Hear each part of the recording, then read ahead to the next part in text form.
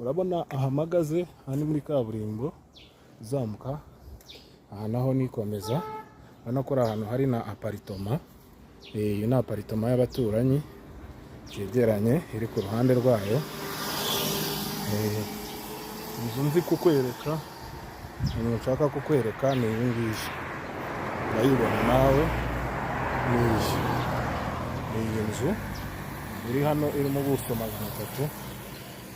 391. Ruguru yayo hari aparitoma. Ahantu heza cyane. Buriya nari ntarafata video kugira ngo nkomeze nkwereke abaturanyi. Iyi nzu zabituranye n'ura muhanda ugiye gukorwa ujya Masaka. Na ahantu hazaba hari hahenze ku rwego rwo hejuru. Ahantu heza cyane. Urabona ko hirya hari umuturanyi wahubatse ka aparitoma. Uko nagira ngo kukwereke kugira wishirira amakenga ubundi nawe uze dushora imari hano. Ni imari rwose nziza cyane. Nawe washyiramo aparitoma ubundi ikajya kwinjiriza. Ni umuturanyi wahubatse aparitoma muyibona kuri kaburimbo nawe urabyibonera.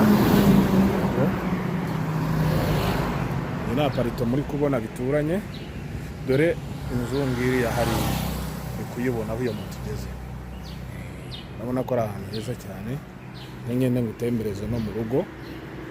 Ubundi nawe uze dushora imari hano. Shiremo amafaranga. Inzu yubakishije amatafari ahiye. Yego urabibona.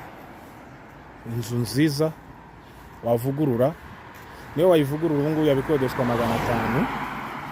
Wazashaka gushyiramo akaparitoma mu minsi iri imbere ukagashyiramo. Sawa reka nze nkomereza imbere nkwereke inzu ukuntu imeze.